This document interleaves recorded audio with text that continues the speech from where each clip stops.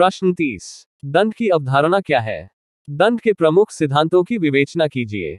What is concept of punishment? Discuss the main theory of punishment.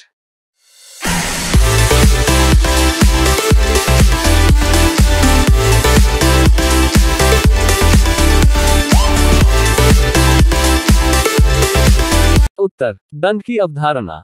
Concept of punishment. प्रत्येक समाज साधारणतया अपने को अपराधों से मुक्त रखना चाहता है।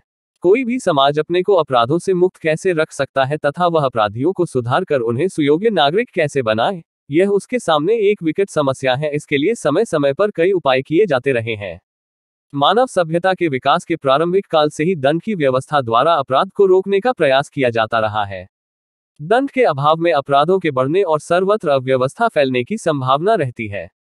इस अव्यवस्था के कारण समाज की प्रगति अवरुद्ध हो सकती है और सामाजिक विघटन के लिए मार्ग प्रशस्त हो सकता है। समाज से अव्यवस्था को दूर करने तथा सबको न्याय दिलाने के उद्देश्य से नियम और कानून बनाए जाते हैं, जिनका पालन करना प्रत्येक के लिए आवश्यक होता है। इन नियमों तथा कानूनों की रक्षा के लिए समाज जिस विधि का उपयोग करता है, उसे ही दंड के नाम से पुकारा जाता है। जहां सामाजिक नियंत्रण के अनौपचारिक साधनों से व्यक्तियों के व्यवहारों को नियंत्रित करना संभव नहीं रहता, वहां औपचारिक साधनों का प्रयोग किया जाता है और इनमें कानून प्रमुख है।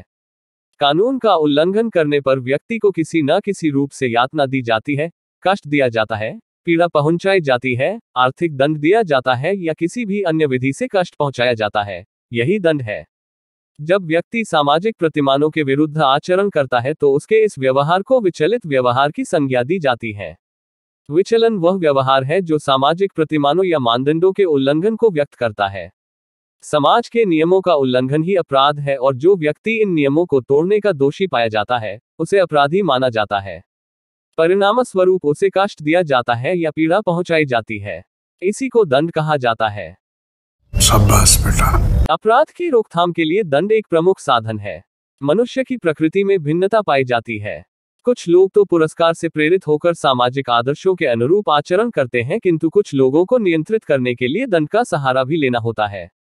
अपराध की रोकथाम के लिए यह आवश्यक है कि जिसने अपराध किया है, सामाजिक नियमों की अवहेलना की है, उसे उसका प्रतिफल मिले ताकि अन्य व्यक्ति उस प्रकार के कार्य करने से डरते रहें और अपराधी भी भविष्य में इस प्रकार के व्यवहारों की पुनरावृत्ति न करें। इसलिए ही समाज व राज्य अपराधी के लिए दंड की व्यवस्था करता है। दंड के अभाव में अन्य लोगों में अपराध प्रवृत्ति के बढ़ने और न्याय तथा कानून की अवहेलना करने की संभावना रहती है। दंड द्वारा अपराधी को सुधारने का प्रयास भी किया जाता है। दंड औपचारिक व अनौपचारिक किसी भी रूप में दिया जा सकता है। राज्य या किसी संगठन द्वारा दिया जाने वाला दंड औपचारिक होता है, जबकि परिवार व पड़ोस के लोगों तथा मित्र मंडली आदि निंदा, आलोचना, बहिष्कार, त्याग, हंसी उड़ाना अनौपचारिक दंड है।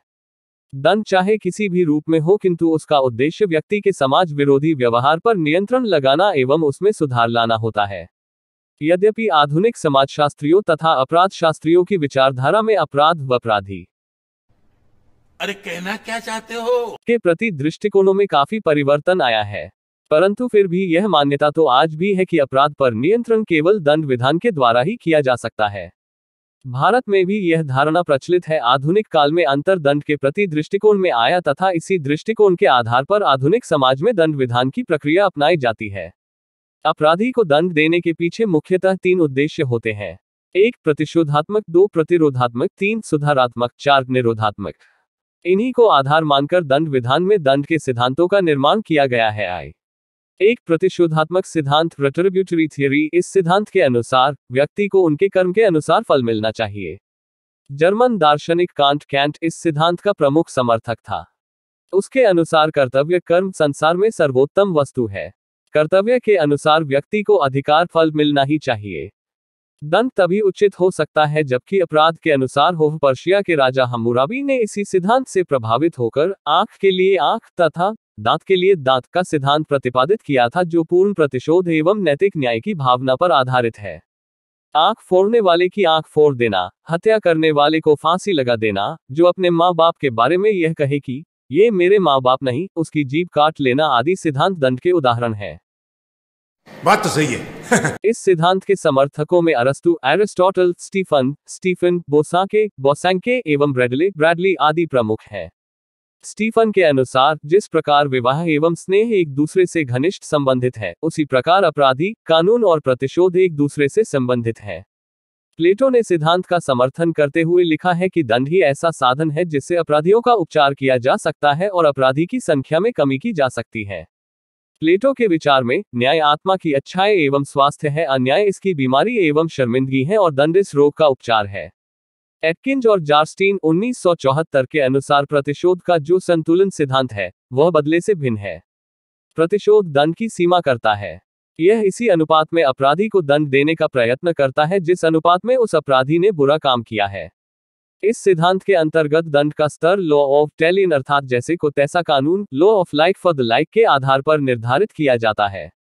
दंड के प्रतिशोधात्मक सिद्धांत पर न्याय के परिप्रेक्ष्य में विचार करने पर इस सिद्धांत के समर्थकों का कहना है कि यद्यपि प्रतिशोध या बदले की भावना से दिया गया दंड ईसाई नैतिकता एवं प्रबुद्ध सुसंस्कृत मत के विरुद्ध है, परंतु यह सिद्धांत न्याय के सिद्धांतों के अनुरूप है।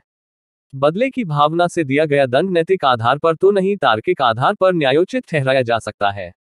दंड से अपराधी को जो डैक पहुंचता है, उससे जनसाधारण को इस विचार से संतोष होता है कि वास्तव में अपराधी डैक पाने का पात्र है।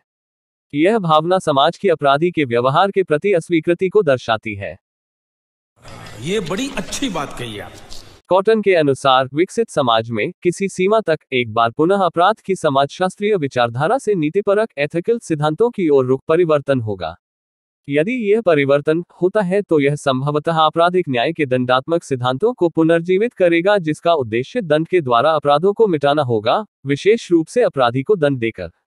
दो प्रतिरोधात्मक सिद्धांत डिटरमिनेंट थ्योरी। इस सिद्धांत का उद्देश्य अपराधी को दंडम देकर बांधाग्रस्त कानून को पुनः स्थापित करना नहीं है, अपितु इसका मुख्य ध्येय अपराधी को पुनः अपराध करने से रोकना, डेटर तथा अन्य व्यक्तियों के लिए भय व आतंक उत्पन्न करता है कि अपराध करने से कठोर दंड मिलता है। कुछ दशाब्दियों पहले इंग्लैंड के अनेक प्रसिद्ध पब्लिक स्कूल अपने छात्रों को कठोर प्रतिरोधात्मक दंड के लिए प्रसिद्ध थे। उनकी मान्यता थी spare the rod and spoil the child. John Salmond का कहना है कि दंड का प्रमुख उद्देश्य अपराधी को उसी प्रकार के व्यक्तियों के लिए उदाहरण व चेतावनी के रूप में प्रस्तुत करता है। इसी सिद्धांत के आधार पर अनेक समाजों में सार्वजनिक रूप से सार्वजनिक स्थानों में कठोर व भीषण दंड देने की प्रणाली अबे जल्दी बोल, कल सुबह पनवेल निकलना है। आरंभ की गई है। ऐसा पाकिस्तान, टर्की तथा अनेक अरब देशों में किया गया है। सजा देते समय ऐसी सजा दी जाती है कि देखकर सब कांप उठें। यदि व्यक्ति ने किसी अन्य व्यक्ति का घोड़ा चुरा लिया है तो अपराधी को जो दंड दिया जाएगा उसमें यह भावना होगी कि इस दृष्टि के भय से भविष्य में कोई दूसरा घोड़ा न चुराया जाए। इसका अर्थ यह है कि अपराध के लिए दंड नहीं दिया जाता, बल्कि सामाजिक बुराई को रोकने के लिए दंड दिया जाता है।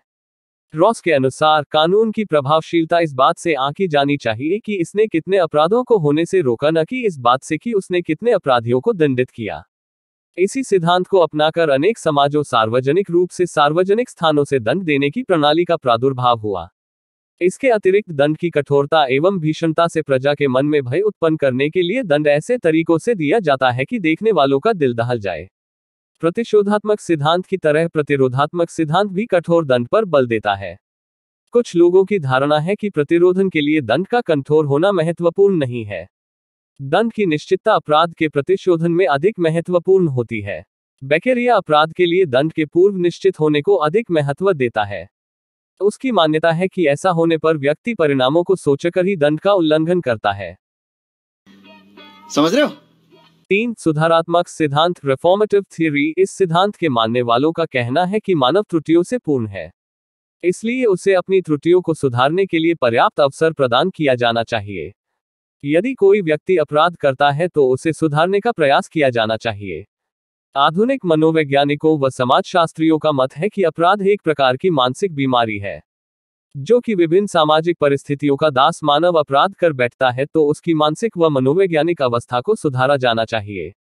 इस सिद्धांत के समर्थकों का कहना है कि दंड का प्रमुख उद्देश्य अपराधी आदतों को इस प्रकार बदलता है कि ताकि अपराधी शिक्षित, कुशल, आत्मनिर्भर व सभ्य नागरिक बन सके।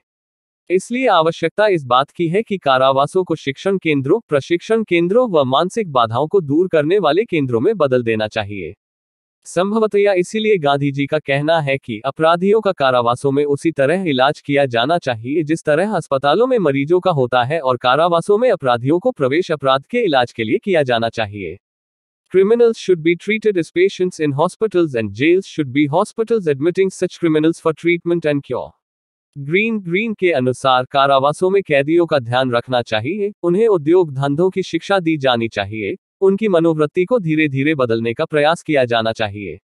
अपराधी को अभ्यस्त अपराधियों से मिलने नहीं देना चाहिए, नए अपराधियों को प्रोबेशन पर छोड़ देना चाहिए, बाल अपराधियों के लिए जेल व न्यायालय अलग होने चाहिए। इस प्रकार यह सिद्धांत अपराधी को दंड न देकर उसके सुधारने पर बल देता है।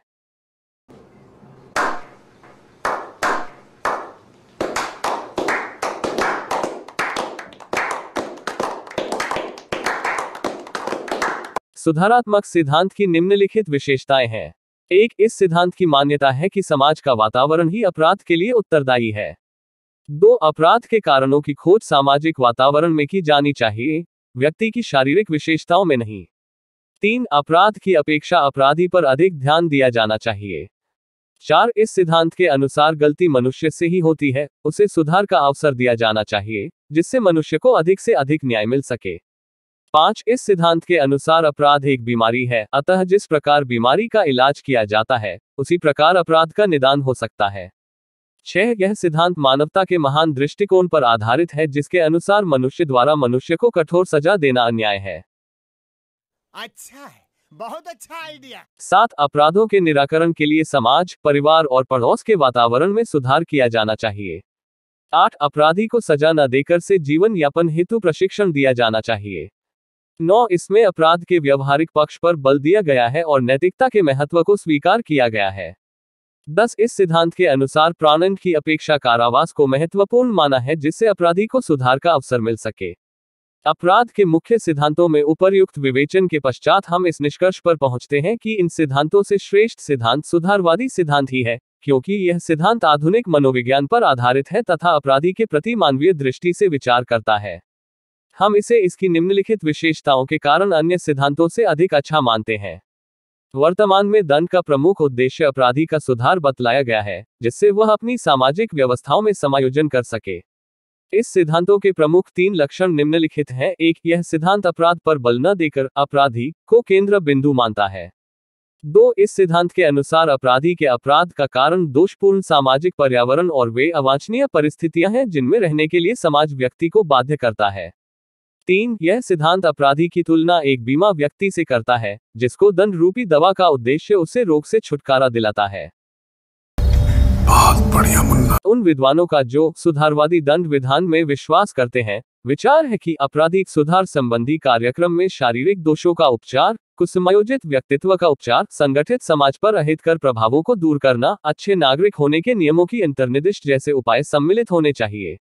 इस सुधार संबंधी कार्यक्रम में कुछ पीड़ा भी अनिवार्यता होनी चाहिए और कुछ नहीं तो स्वतंत्रता पर प्रतिबंध तो अवश्य होना चाहिए।